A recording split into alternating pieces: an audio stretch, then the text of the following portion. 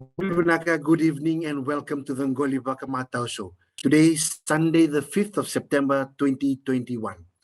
I'm your host, Matthew Tamana. Our show tonight is a prelude to the provincial English show on the Qoli Vakamatau Talanoa platform as part of the 4FJ Fish Smart campaign. Last week, we hosted the province of to teach Matau Itau Ke Talanoa show, which saw very interesting discussions around the protection of the Ngoli and using fish smart methods. This week, we have the province of Bua again for the benefit of our English-speaking viewers who will share with us the experiences and lessons learned in their communities. We have the pleasure of the company of Mr. Paulo Kolikata, who is tuning in all the way from Namalata village in the province of Bua in the Tikin of Kubulau. He is the chairman of the Kubulau Resource Committee, and I'll invite him later to introduce himself and talk more about the work that he does. Also, we have Mosese, Komai, Navucilevu, who is joining us from the village of number 1 in the Tikin of Vuya. Mr. Komai Navucilevu had also been part of our Itauke Talanoa last week, and we're thankful that he can avail himself to be part of our Talanoa session today in talking about the things or the lessons or the experiences of running or protecting the Ngoli, the challenges, and what we look forward today in the discussions that he will be bringing from Vuya this evening. Also, we have from the WCS, a Wildlife Conservation Study, our expert on the panel this evening is Akanisi Caginitoba. She is one that has had extensive years of working in the conservation fray in that space, and she's also been very active in the work with WCS in the province of Bua, and she will be also be part of our panel tonight, and we look forward to her deliberations. With me as a host this evening is my colleague Alumir, one who's also been at the forefront of the communications of conservation in our part of the world here in Fiji over the past decade or so. So we're thankful that she can also be part of our Talanoa this evening. Before we go forward, I just want to invite our guests. We'll start with Akanisi to introduce herself tonight, and then we'll go to Paulo, who's tuning in from Namalata, and also we'll invite Mosese and Alumeri to introduce themselves before we will continue with our Talanoa this evening. Please, I invite Akanisi to introduce herself. Ladies and gentlemen, who are always interested in this great topic of managing our natural resources, mainly our marine protected areas, which will be a heading that we will be discussing this evening. I am Akanisi Caginitoba, as already explained in the beginning of the session. I work for the Wildlife Conservation Society. We work with the 2 colleagues that will be introducing themselves.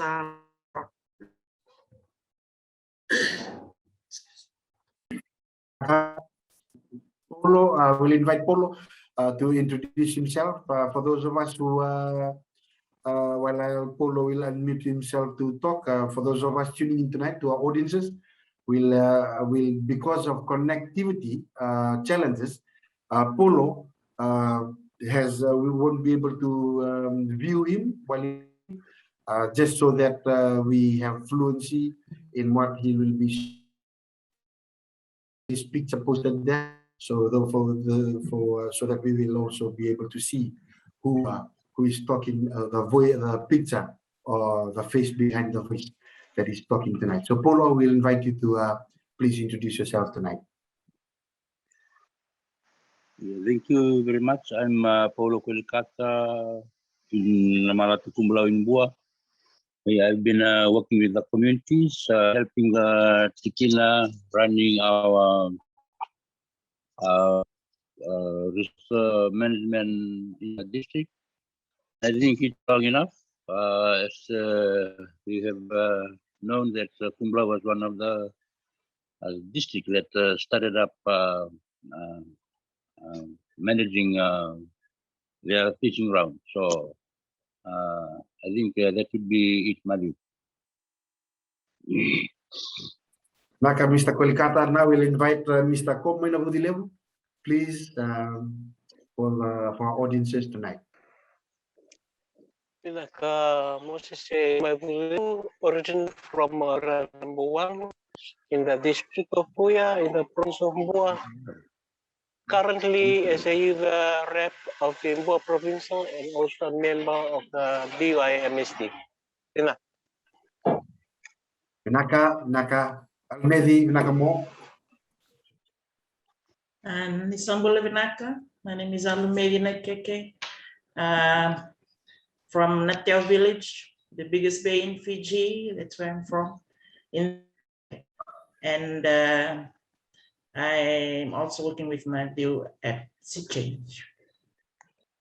Thank you. Now that we know our panel tonight, we'll ask Alumedi to just, for those of us who are probably hearing what the 4FJ Fish Smart campaign is about, we'll invite Alumedi just to talk to us briefly about what for the 4FJ Fish Smart campaign is about, and the Talanoa, the national Talanoa that the 4FJ Fish campaign is about in reviving, the talk about the protection of our environment and also the work in the communities in as far as management plans and the protection of marine resources in our part, or in Fiji rather, today. So Alumedi, please, if you can talk to us more about the 4FJ campaign. Okay. As we know right now in Fiji, fishermen or our fishers are having a harder time, and they are taking longer and spending a lot of time and also paying money to buy fuel. And as a result, they are catching less fish now. So we know this is due to the increase in the population and also in more needs that we have because of our lifestyles, because right now our lifestyles have changed, and also we have modern gears, and these modern gears are taking more and more fish out from our fishing grounds.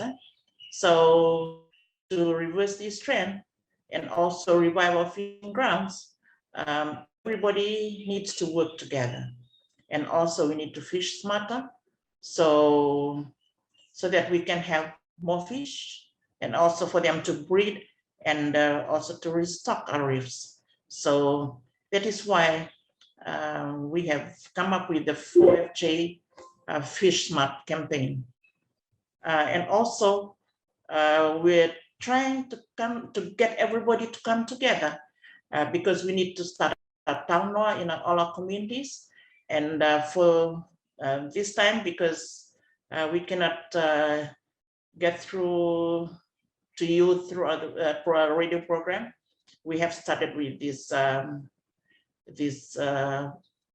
Facebook programs, so that we can bring communities from the different provinces together to share their experiences and also the challenges that they are facing, so that we can share, and as a result, we can learn lessons from each other, and also to reverse the trend that is happening now as our fisheries are declining. Naka, thank you, Alumedi, for that brief on the 4FJ Fish Smart campaign. For those of us who are tuning in today, I think we already have, in a nutshell, what Alumedi is talking about is really creating a Talanoa on how we can continue to harness the protection of our marine resources. And without further ado in our discussions tonight, I would like to just ask the panel a few questions to start off our Talanoa this evening. As we've already discussed, maybe we'll start with Mo from the Tikina of Vuya, all the way in number one. Vuya is where the part of the Vuya, Tikina of Vuya, or the district of Vuya, is where you birth at number one and a few villages down the coast.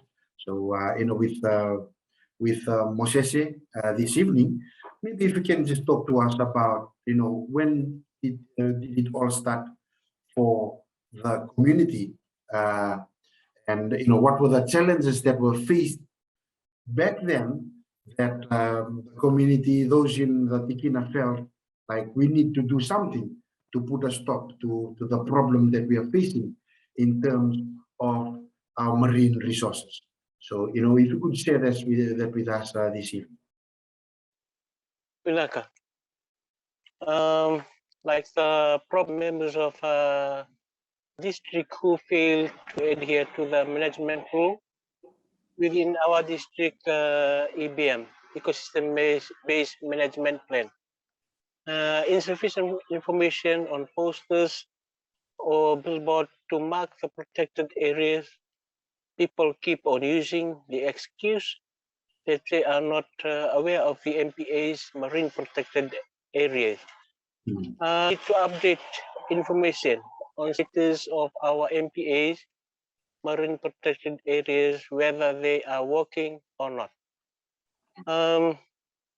Financial constraints, we need to do more awareness and visitation to members on a district and settlements so they are aware of the management rules and protected area within our district, Goli.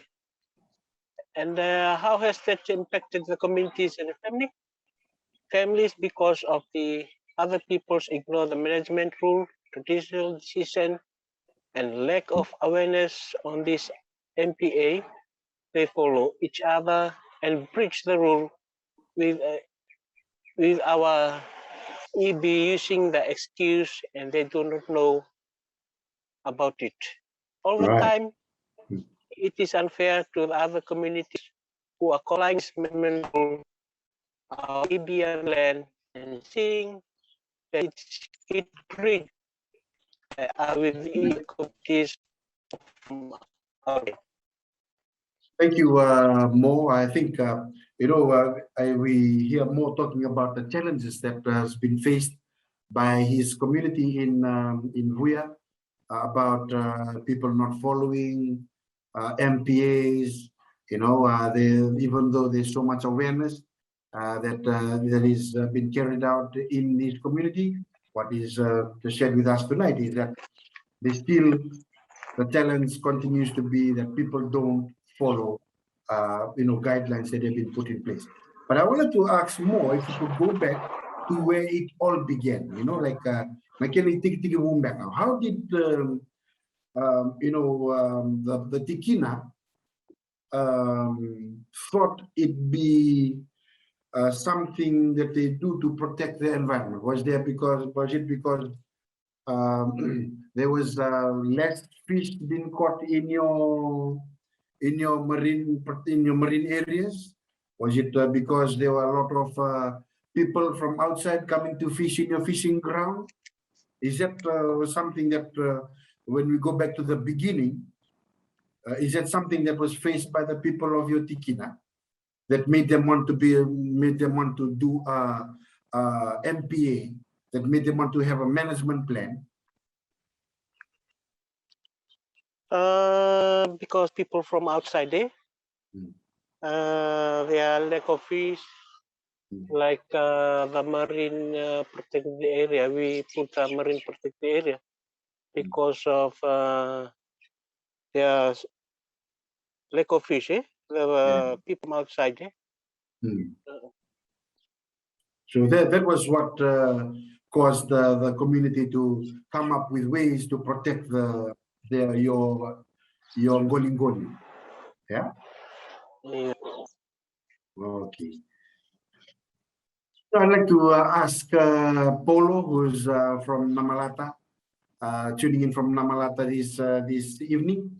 Probably if you can also talk to us, was it the same for the Tikin of Kubulau in comparison to what Mosese has shared? There was the problem was that because maybe of overfishing, and not only from within their community, but from those who are coming from outside to fish in their communities, that saw the decline in fish stocks that made them want to build something to protect the marine protected areas, or the Ngoli. Is it the same too for the Tikin of Kubulau this evening? Okay, yeah. I think as a case in Vuya, it's almost like the same as Kubulau. Yeah, the only thing is geographically, Kubulau is far from like Navucilevuvucilevu and Tabu, and we are between. Yeah, if you look at the map. In regards to the population-wise, Vuya, the district of Vuya, they are, I think, there are only a few villages there, but because of they are so close to the other district, and it's access point to Kubulau is number one way, but Kum is so far away, and the only thing that the community are dependent on for financial, to look after the family is only two. Either they go fish or plant. So I can tell you today that we were so fortunate that it was like 18 years back when we come across these fishermen. They're coming from outside, even including the local fishers from the Konrove and down in Bua side. They're using our fishing ground in illegal operation, illegal fishing. So that's where we start up calling every community member to protect Kubulau if they can see a way to stop all this operation. So yeah, it was good that it was we worked together with the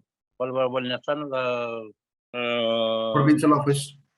Provincial office. Even we include our some of the business like the Man Island owner and some fishing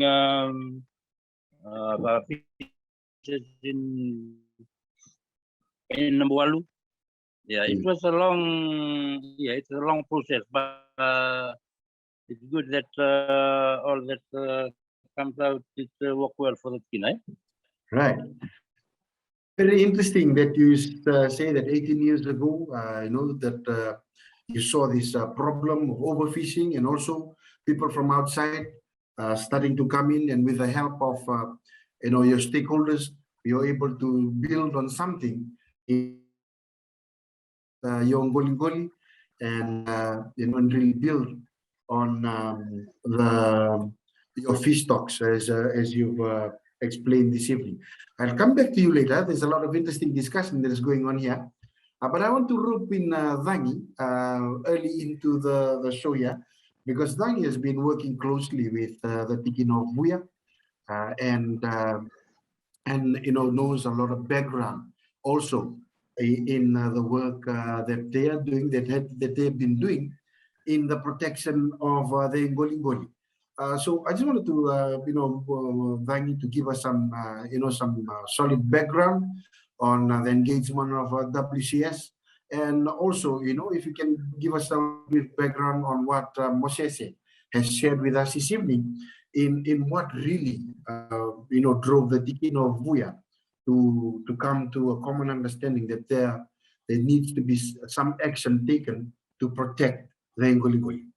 Ladies and gentlemen, just to strengthen what the two gentlemen had just explained, it just brought us this evening regarding the challenges.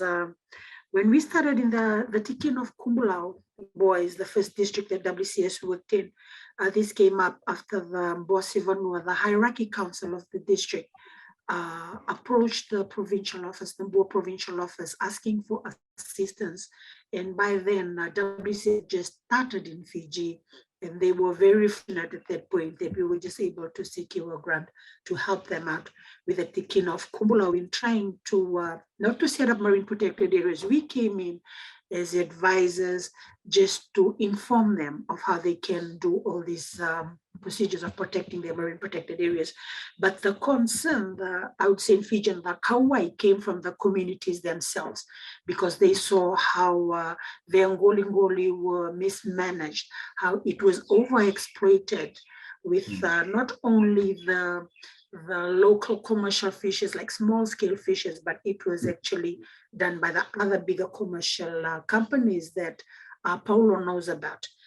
That was when they used to come over to Namena, and then they just fish there for their baits and stuff. That's what raised the concern, because it was just going there all the time from this fishing company. That's when they raised up the concern, and then WCS stepped in. It came all at the right time. WCS stepped in and then helped the communities. That's when we started doing all these workshops and stuff at the community level, as I mentioned last week, a bottom-up approach that we took with the collaboration of the Mosese Tikin Kubulau. They were very supportive of the whole initiative that was brought forward by the communities. So that's how we started with the Tikin of Kubulau. It went on from 2004 till 2009 was when we confirmed the content of the plan was like, we've done everything with the communities, like putting what the necessary measures that they want to protect the Ngoli, like the setting up of all these protected areas. The Tikin of Kubulau has got 14 village tambus and 3 district, when I say marine protected areas. So this was all put forward by the communities, and together we put together management rules that abides by this protected. Again, I will reinforce that it's not a legal document. The Kubulau is not a legal document. It's just a document that is endorsed by the Mosese, the hierarchy council, and then all the management rules in that management plan are just are done by the communities, and it's enforced at that hierarchy council level. And I think as we go along, Pa has got some very interesting stories that he can share regarding what happens to people who breach the management rules within this plan, but it's just at the district level. And after we started off in Kubulau, like the need arises from the neighboring district as well. So we moved down as we like taking the same concept, and then we just tailoring up, because it was just a learning thing for us as well, as we tailor how we conduct workshops and stuff like that to match each district, because they're all different. Kubulau has got a big Ngoli, so they were able to set up the scholarship system that they had, the funding system that they had. So it would differ as we go along, because there were other Tikina that had small Ngolis and stuff. But we were happy that they were able to take the concept, and then they tailor it to match their districts as well. And then they also have the same need, the Kauai that they had, that people were coming from outside. But for us Fijians, again, it is, we have that concept of Kanawedo Rumaki, like that's what we have. And this concept of setting up protected areas, it's something new to us. We only put in a tambu when a chief dies or something like that, and then we leave it for 100 nights and then we open it. But to have this for a longer term thing, it's not something that we always look into then. But then as we took the concept along within the province of Bua, they came up with all these issues that they were having of Ngoli Mbutako and all those like poaching and stuff. So they thought the idea of this and would help like stop it a little, like prevent it to some measures. And mainly they were just thinking right ahead of trying to save something for their future generations. That was just the big picture behind it.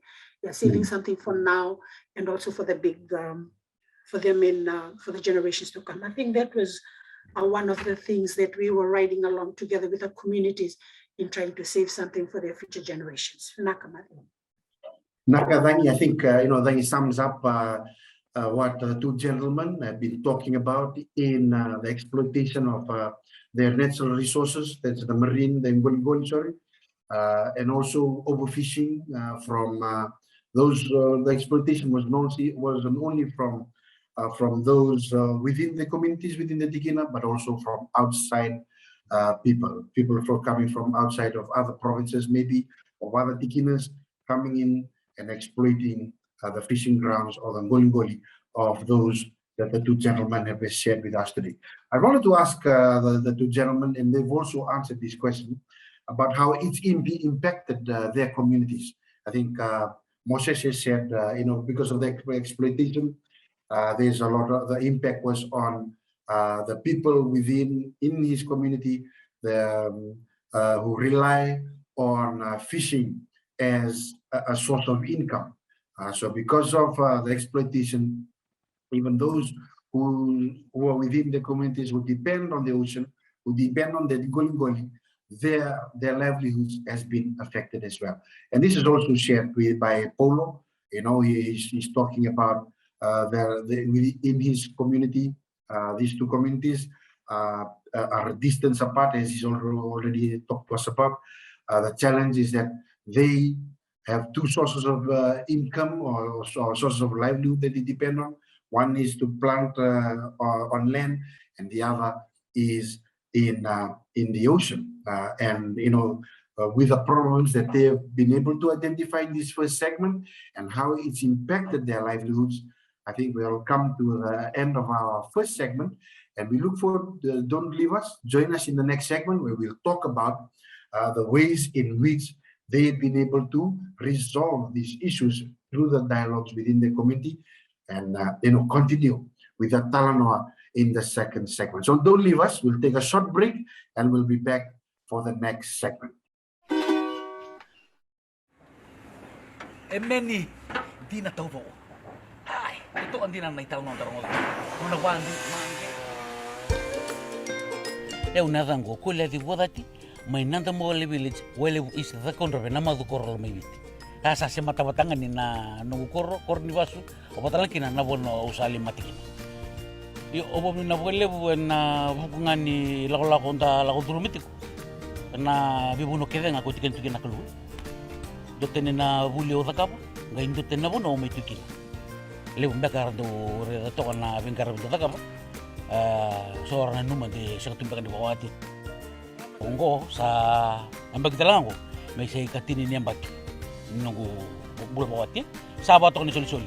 Iya siya botal chibuso. Sa tonoga. Nangono sa may tukin na taban di bingkar ko. Sendiri da enasana lasa-lasa to baltembangan ni may na nito no may takon robe sama tutubigan dan na viva maruta kena bosa-bosa dakila itu bitang tu nampak cinta no lagu moyo ni meloti lagu moyo binisa non ritan no membalatan siwa kalau kita mau ikaliu usaka serene wiro norwa oi iko na kuidolo o sea ai kada bo kilanguri tapi ni soy ko bindong alanguri o eu ngoni ni wasa yo doni sing oleh tambuka kalau tungan li tambuka to tungan bongo longan tambuka berli tambuka longan kurita kan nugusiwa bacinya wi ngabongo kurita kan nugusiwa bisu ko to bongo ba kay bunini ko bisu to ko bunini na nugon siwa longan tambuka ngeli sumay ko na bunini ya sa romba to bongo itu watongo Ongkay ngolan, ongkay lebi mana jo, ni ame bunga na jo, dosa lai kalili bangko. Kakatuto nundo benenda baki. Ko ang itu kina na kawai, so nang onaran tanden detok. Iyon na tikin bi barta tuna talanogo. Kila di na nindu na bunini ongkay endra to na ikalili ya, bi barta katiko. Ni singa nindu to ni sikachi mai. Ko binak ko si binak katako milag goy. Tigo so nakada do bi ulta ka. Iyo Kongo, nung mamasu, menta maroya. Kaya kung dumating na 4FJ fish mate, na siya nga binakati may bakangataki na ikalalay. Si nakina bangataki, nakina siwati, siya nakina buitaki. Nakina nang daw ko sa kusima, kami nakada kusima, nilang batik na muli na rokete. Yo kaya baka sa andareda, kaya baka mandangan dali buli-buli, andareda ni kalalay, kiri-kiri. Taka ko yung ibuli ay, wikenda na buli taka. na kere-kerenga. Kevoka erawa, indendingi taka naika, binaka ika matu binaka, me boli taki. Patalaki na weekend na dongboli. Kevoka inda na numira, o na lebeda lebising mataka, menda numinaka, menda boli taka, naika ndondonu, menda na boli taka. Menda maroya nakalai, membeli tira, nonda lebising mataka.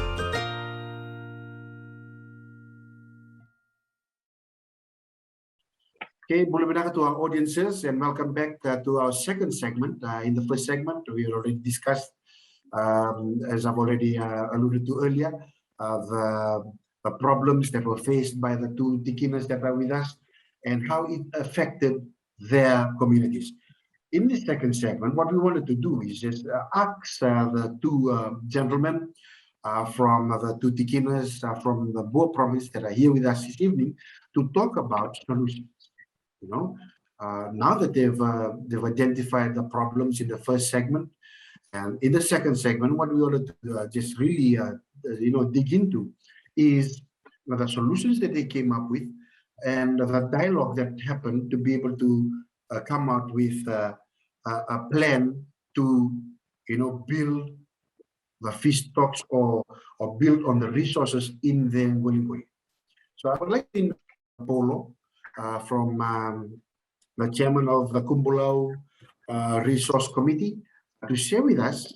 He talked to us about how it started 18 years ago in his Tikina, and just to share with us, the journey of the 18 years and the solutions that they've been able to come up with to really target the problems that we identified in the first segment. So I invite Paulo to please, just share with us this evening. Vinaka Madhu, I think it's long enough. Yeah. Almost 18 years back, it's long. And I'm like to say here that we are so lucky that this NGO come along and help us. Wildlife Conservation Society. In regards to overfishing and illegal activities in our Ngolingoli ground, they come around at the right time. So they were here to help us and equip us with the sort of help. So that's why we were so close and very quick in working with the government. And we are, after working with them, they help us in implementing all these this guideline, so that the community can put up a plan. So Vanua of Kubulau, the Bosch of Vanua, they used to come up and address this issue. So it wasn't a few days work or overnight activity. Yeah, I think without help from WCS, we wouldn't have come this far.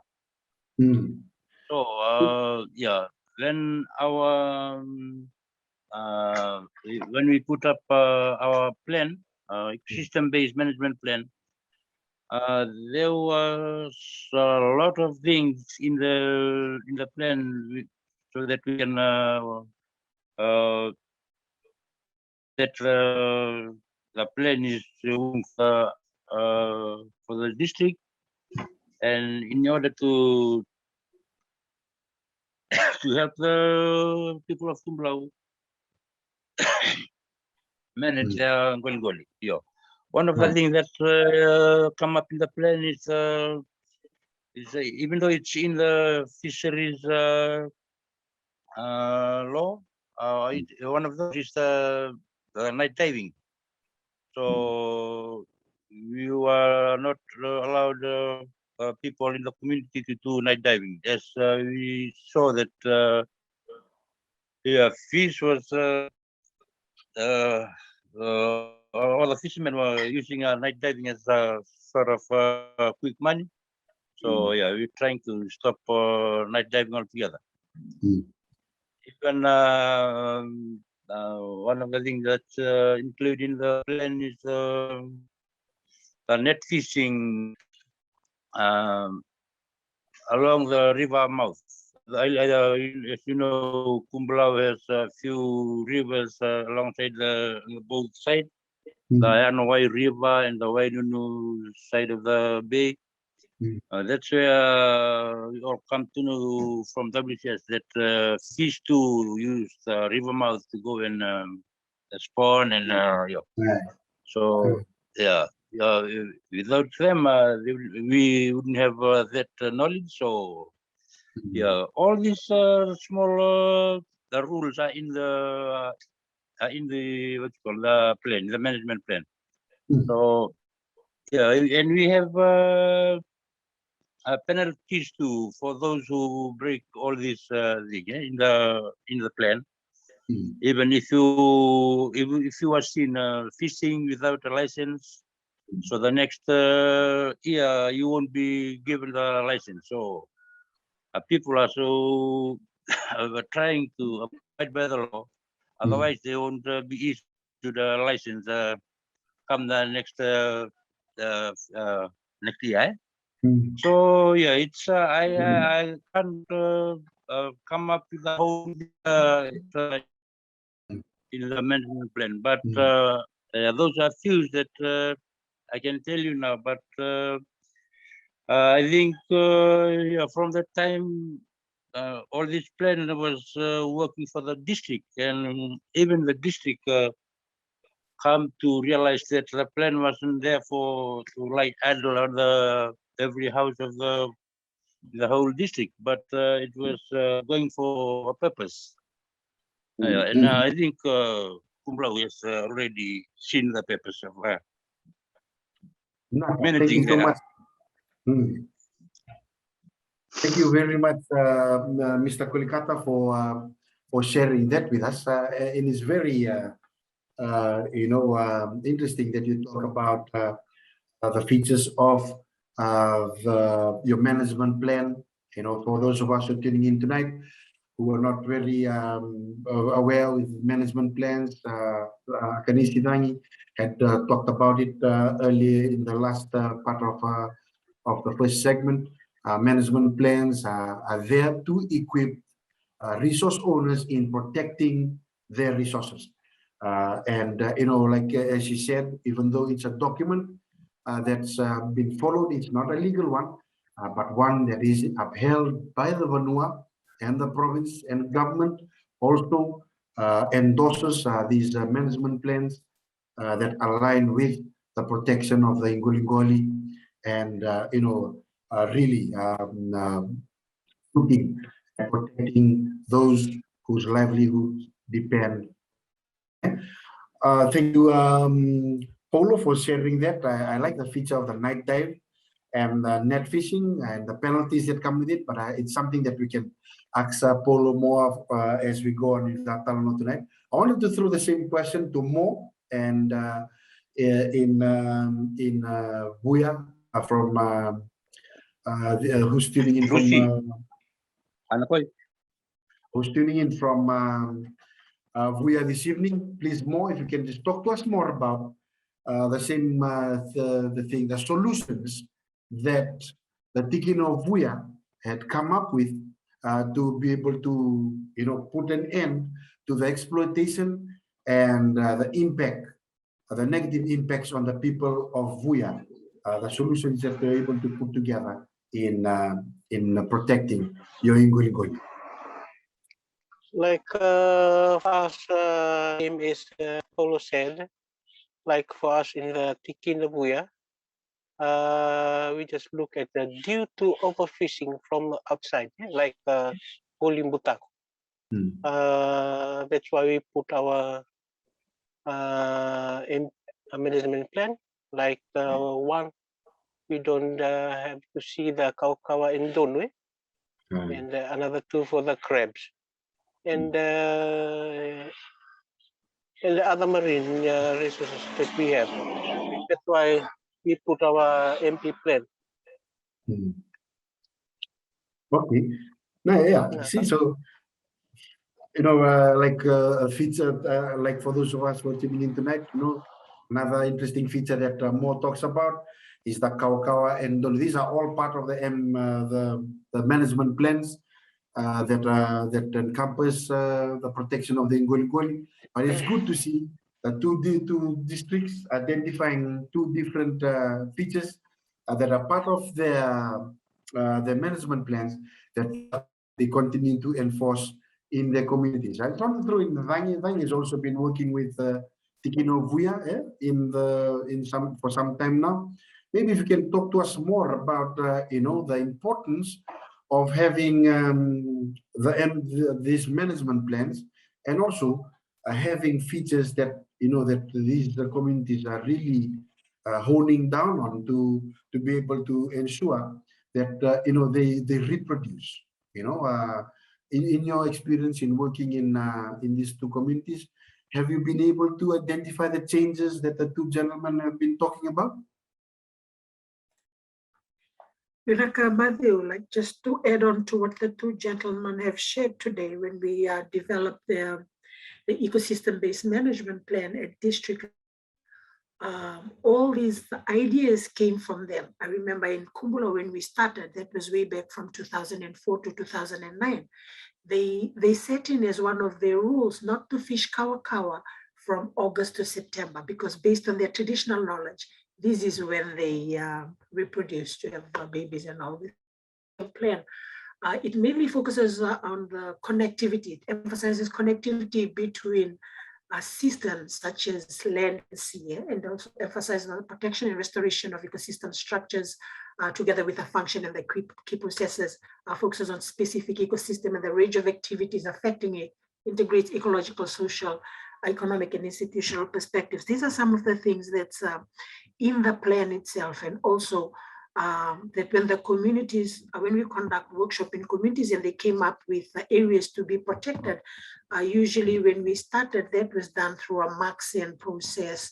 And then as we go along, we develop on how we can, how the marine team does surveys and takes the findings back to the communities to help identify areas that they can protect.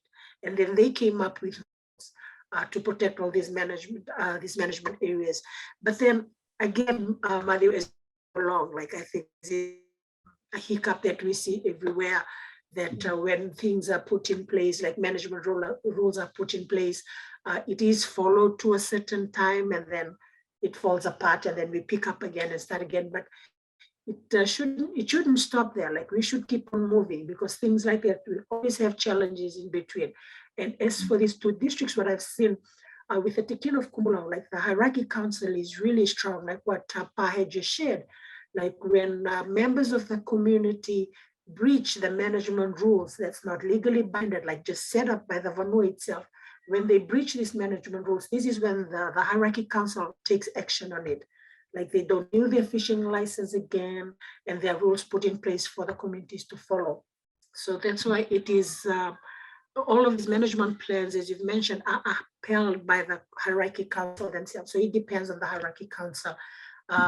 Although some of the management rules that's in the plan, it also links to the national rules that we have in place, like using of these fine nets, closing off mouth of rivers. And I know as we started from Kubulau, like fishing for these smaller species of fish, it wasn't really like, we didn't have any good scientific backup to see, okay, which fish do we fish at this time? I mean, if they're at this size, like we shouldn't fish for it. But as we go along, we developed that, and it's something that we're taking back to communities. So what I see when we started, like the seasonal ban, the common seasonal ban that we have was just a kawa and dono.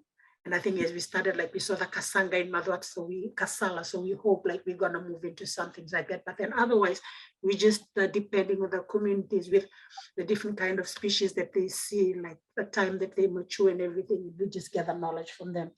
And also the night dive ban, this is something that is wide across the Bua province.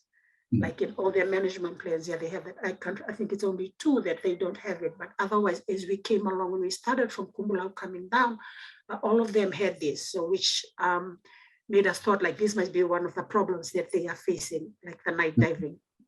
So they had it all in there as the night diving, and also this gear restriction, which they label in their plan as Wale Wale Ningoli Bakarerevaki. And I know we have all those, like that was when we had this scuba diving. Yeah, so in the Tikin of Kubulau, they only use scuba when they go out to, it's only for tourism purpose, like when they go to Namen and stuff like that. Otherwise, no one in Kubulau is allowed to do scuba diving. That was way before they did the ban on scuba diving. Yeah, so that they had that before. Yeah, and then gear, yeah, that was one of the gear restriction. I mean, apart from that, like just going out fishing and then just turning all these rocks and everything around, using all those sharp objects. Yeah, that was some of the things that most of the districts that while developing their plans, like they saw that was one of the destruction fishing methods that they saw happening. Yeah, so they had that in their plan as well.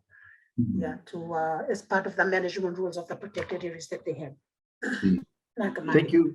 Yeah, thank you very much, Vangi, for sharing that with us this evening, and for our audiences tonight. And now we're starting to get a clear picture of the work that has now been carried out in these two tikinas, and they really highlight the work that is in the province. So we thank our panelists for what they're with us in the second segment. This brings us to the end of the second segment. We'll now go for a break. Don't leave us. We'll come back in the third segment on where we will hear about how these two tikinas are planning for the future, the rewards that they've been reaping from keeping their MPAs, and also the plans that they have for the future. Don't go away. We'll go for a short break and be back after the break.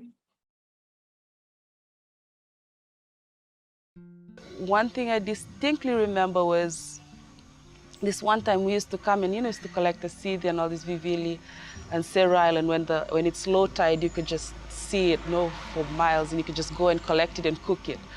And so I had this little bucket that I used to take with me every time I went, and my gumboots. So this one time I went, I got my bucket and I started collecting. Like, as soon as I left the mainland to walk towards the island, I was collecting it. By the time I reached the island, my grandmother's house, my bucket was just like full to the brim.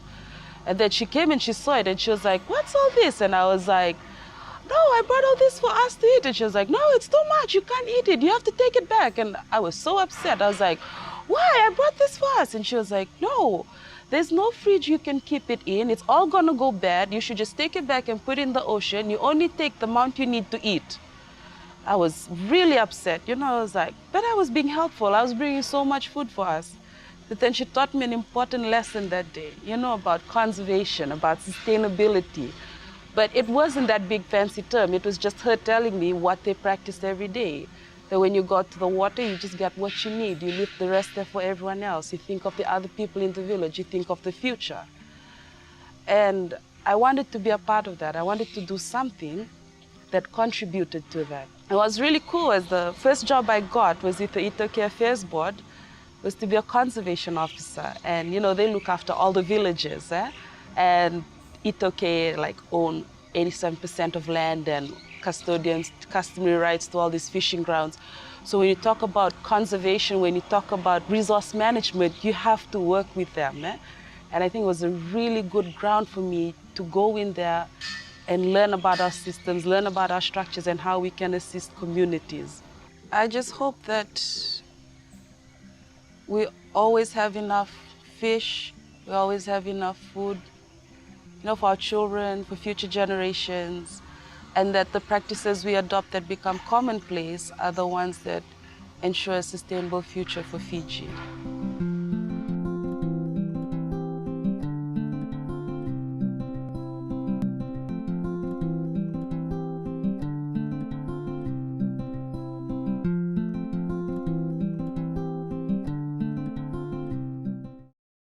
We welcome you again to the third segment of Atalanoa tonight with the Province of Bua. And for those of you who have been with us from the first segment, we've heard about the problems that the two gentlemen who are our guests this evening have been able to share with us and how it's impacted their communities.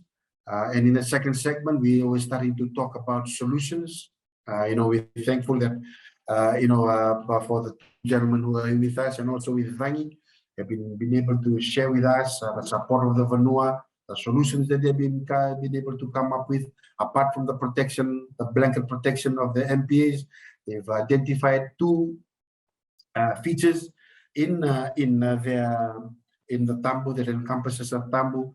I like the part where Paulo talked about night diving in East Tikina had been completely banned because they saw that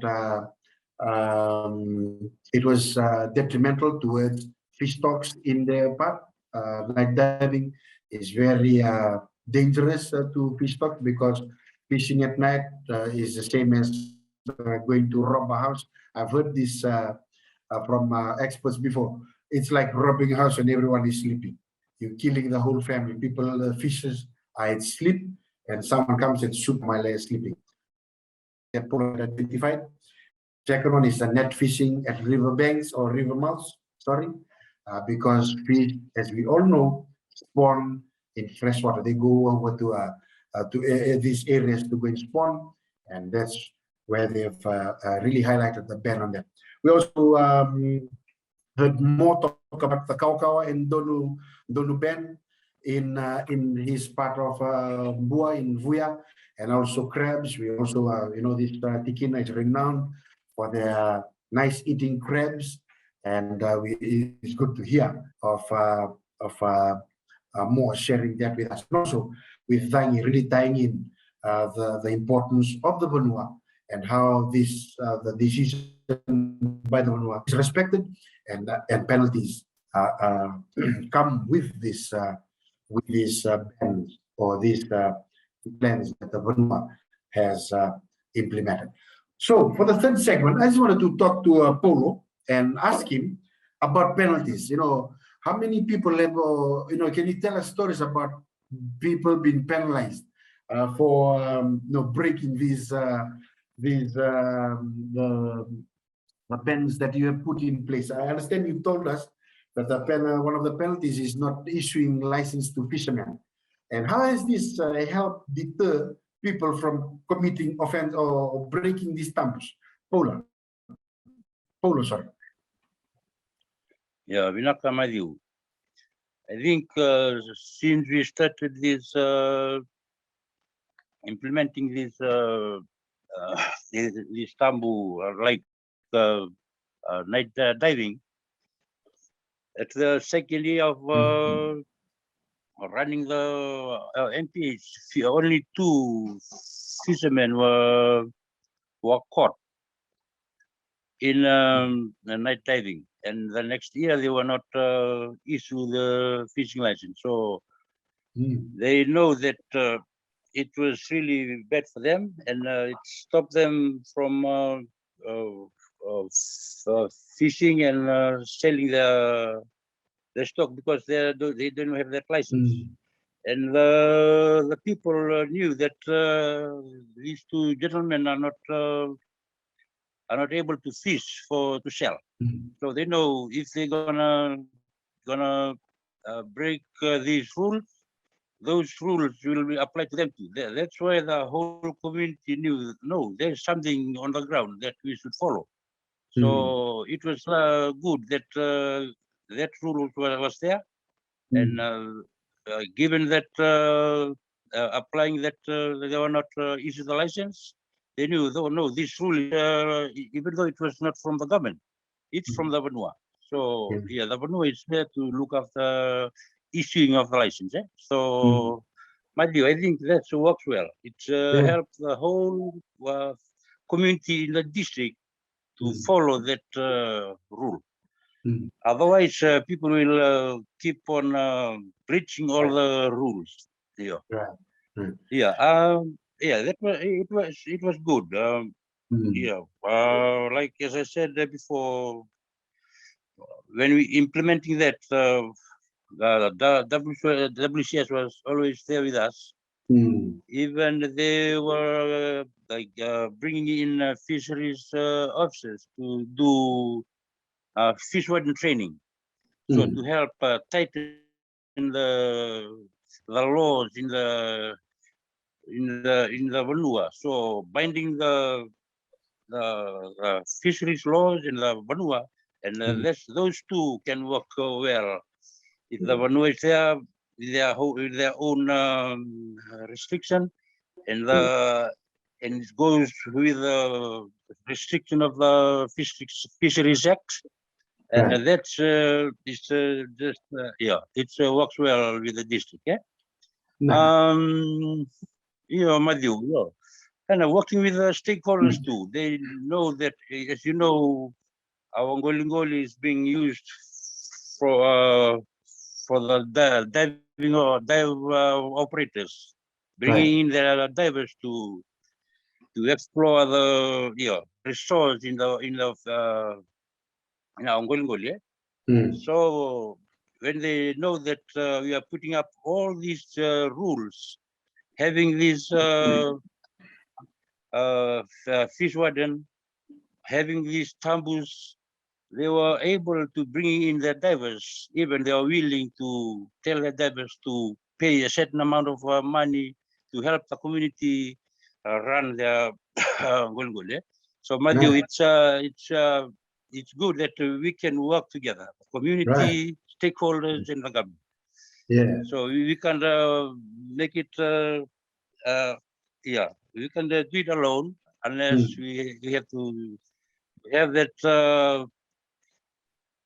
Thank you so much, Paulo, for sharing with us a lot of great insights on what the Tikin of Kubulau has been able to benefit from in engaging its partners, stakeholders, not only from the NGO space, but from within its resource people that use their resource in as far as the tourism industries is concerned. And I'm sure this is something that as we go to other provinces in Fiji, in the discussion of in this Talanoa with Qoli Vakamatau, we will be able to also see or hear of stories of partnership with stakeholders and partners that are within the locality that we live in. What I wanted to also ask Paula this evening was,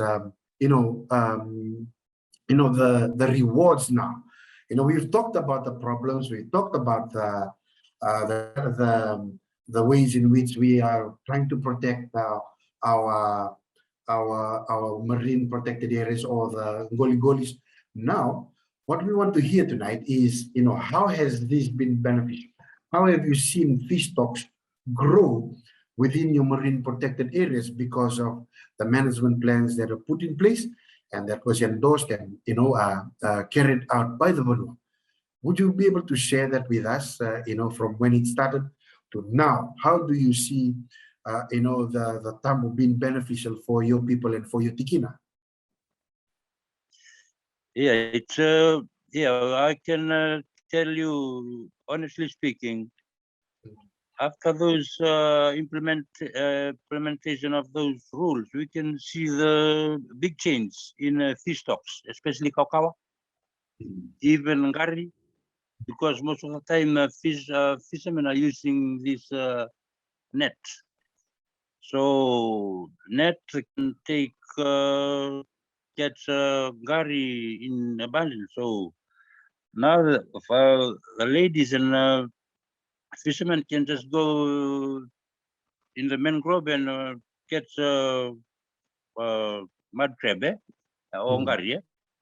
So we can see the change in the stock, especially ngari, the kaukawa and don, because before we used to go during spawning season.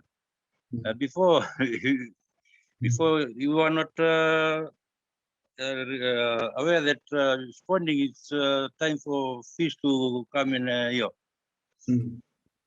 But we just know that this is a time to go and catch them. But after WCS come along and help us, so we stop fishing don't altogether. So now we are able to see the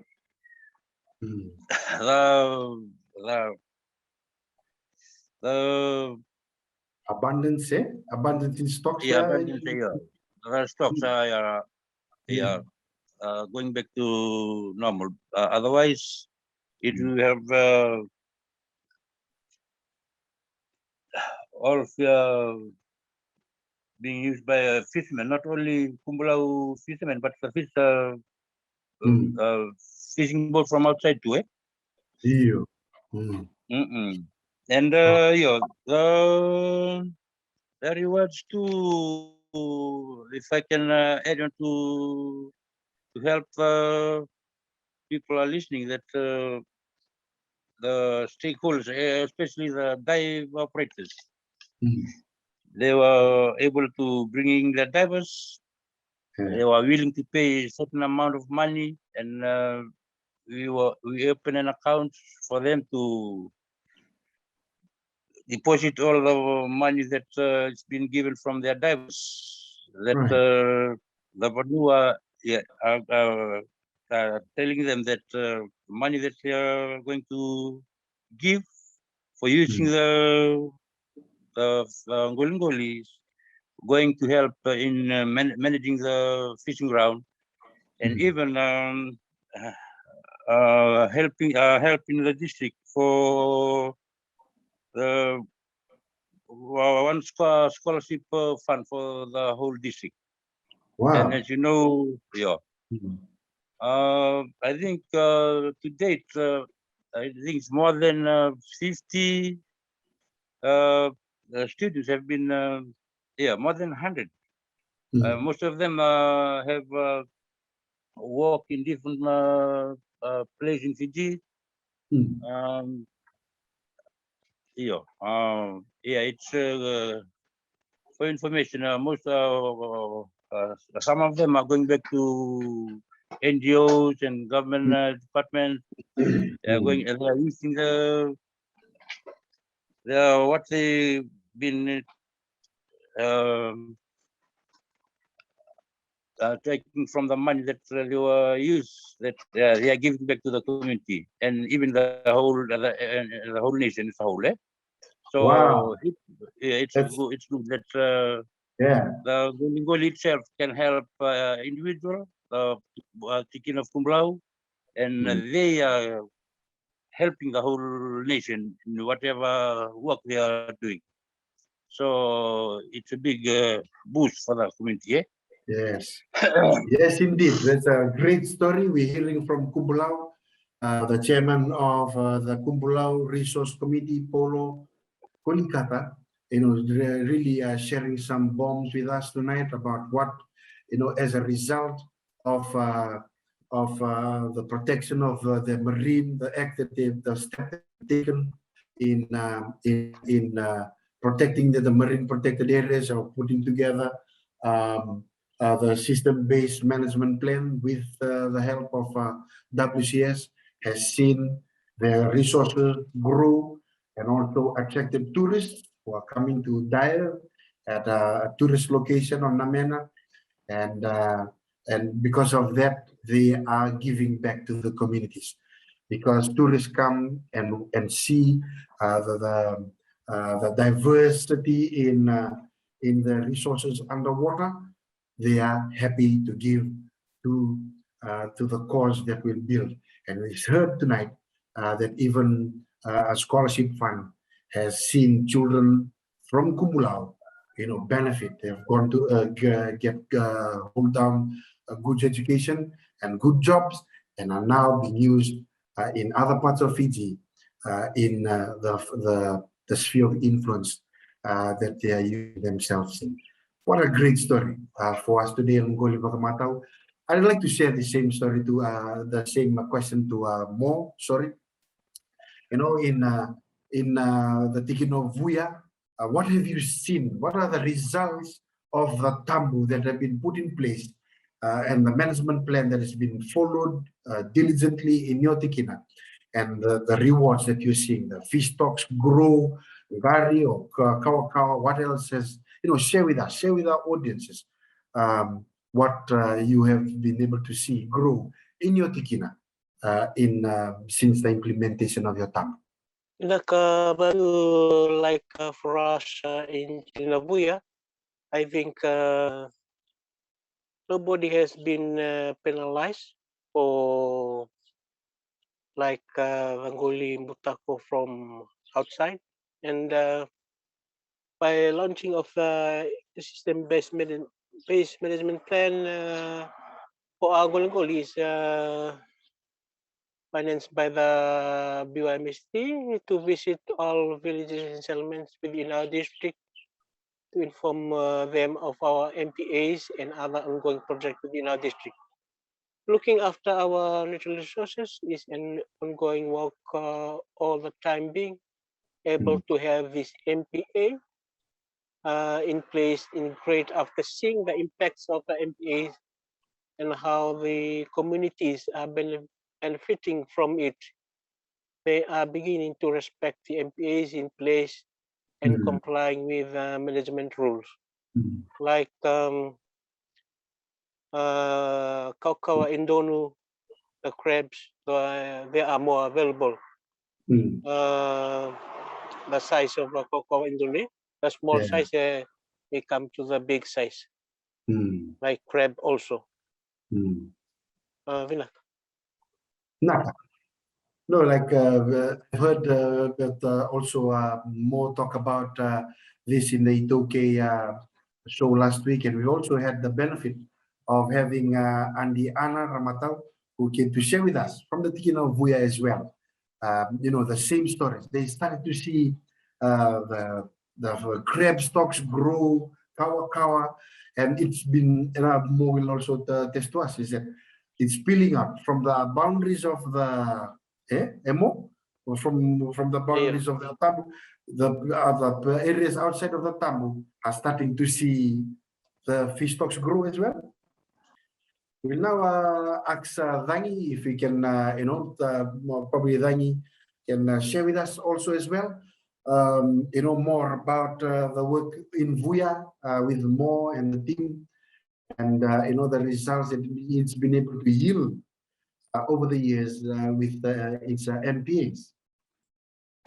Ladies and gentlemen, from the WCS perspective, after setting this management plan in place, empowering the compliance of all these management rules is one of the things that is taken over by the resource management committees in each district. So they empower compliance of these management rules, and also the organization steps in to empower the communities in some of these trainings, like what Pahe just explained, like giving fish warden trainings and everything, and awareness on these legal documents such as the Fisheries Act and all, so that the communities are aware, the committees are aware, and they know what to take action in when things like this happen. With all the changes that we have seen so far, like what we had heard from the communities, like themselves, like they were not into the set of just seeing how were like more than what they used to do, what they used to see before. Like when they started, when they were small, they saw how lots of these fisheries, marine species were, and then it depleted all of a sudden due to over exploitation of it, and then it picked up again like a couple of years after they had the rules in place, after just putting up protections in place. Like they always come to us and say, oh, now we've seen lots of crab, now we've seen lots of fish, which is a positive thing of how impactful they're, whatever they're doing, they're protecting their marine resources well, which was very helpful to us at some point. And then the story that Pa has shared regarding this Kubulau, the scholarship that they were doing, like lots of students has benefit from this. It just impacts from protecting the Namena marine protected area. So we had seen changes in the last couple of years. I've been with WCS working with these communities in Bua. Like we've seen the impact of things that were put in place, marine protected areas that they had put in place to help them replenish their resources and getting their protein supplies and all the needs that they have that they would use for daily consumption. And also later on, they sell it as a source of income to their to their livelihood. Like they are seeing the changes, the communities in this province, they are seeing the communities of putting these protected areas in place for a certain time. Naka. Naka, thankful for Dangi for being able to share that with us tonight, and really what two gentlemen have been talking about. We for those of us who are tuning in tonight, the stories that we are hearing is something that is maybe something new that we are hearing for the first time as well. It's good to hear this kind of, to have this kind of talanos, because otherwise, we wouldn't have been able to hear about what Mo was sharing about in what's happening, the changes that have been happening in his tikina, and also what Paulo has shared about in the tikina of Kubulau with us tonight. I just wanted to, just give it to Almedi. But before I give it maybe to Zangi again, for those of us tuning out there, you've been able to hear about solutions that these two gentlemen have been talking about. From the work that you do, in as far as you've identified the support of the Vanua, the work with stakeholders, the differences in tailoring plans for each tikina, for each village. They might live in the same locality, but their challenges, their resources, their capacities may vary.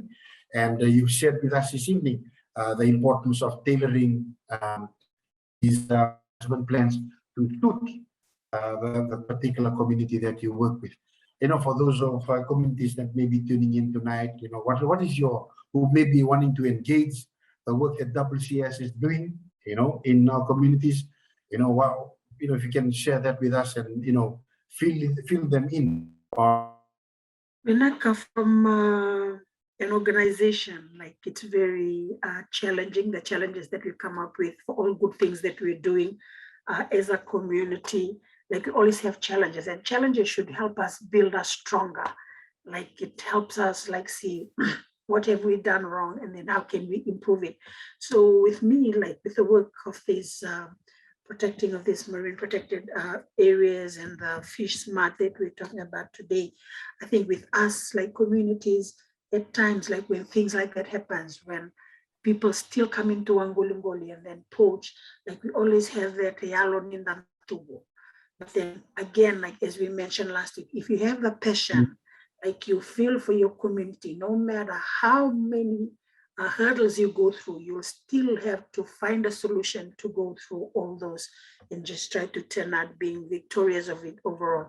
And I think like these challenges are also faced by the two gentlemen that are on the show today. Like it happens all the time. And as I mentioned last week, it happens all over Fiji, like the problem of poaching. But then the thing is, we don't have to stop there. We have to keep on going and try to overcome this problem of facing. And again, I would emphasize, like, we have the passion for our Vanua, we have the passion for our communities, and we should like still continue to do the work, and they should assist like with resource management committees, assist them in making good decisions, like be good leaders on what we can take forth, messages that we can take forth in order to empower all these things that we put in place, empower compliance of trying to protect our marine protected areas. That would be a message that I would leave with us this afternoon. Like, just don't stop. Like when things like that happens, things like that, challenges that happens, like really build us stronger. Like to see, okay, this is like, what are some other ways that I can venture into to help the communities and then move forward. Naka. Thank you so much, Vangi, for those gold nuggets again this evening, and also to the two gentlemen. What you've shared with us will no doubt challenge the other provinces that will be coming on the show in the coming weeks. That brings us to the end of the show tonight, and we thank you. We would like to acknowledge our funders also tonight. and acknowledging the SPC or the Pacific Community, the LMMA or Locally Managed Marine Area Network International, the government of Sweden in support with the European Union through its Pacific European Union Marine Partnership Program or PEUMP, also the Bloomberg Philanthropy, Vibrant Oceans Initiatives, and not forgetting the support of the Wildlife Conservation Society. If you have any comments or questions, please leave them in the chat below, and we will see how we can help you in the Talanoa around the 4FJ Fish Smart campaign. We hope it's been a learning experience as much as it has been for us. And until next time, you all have a productive week. Madhimada.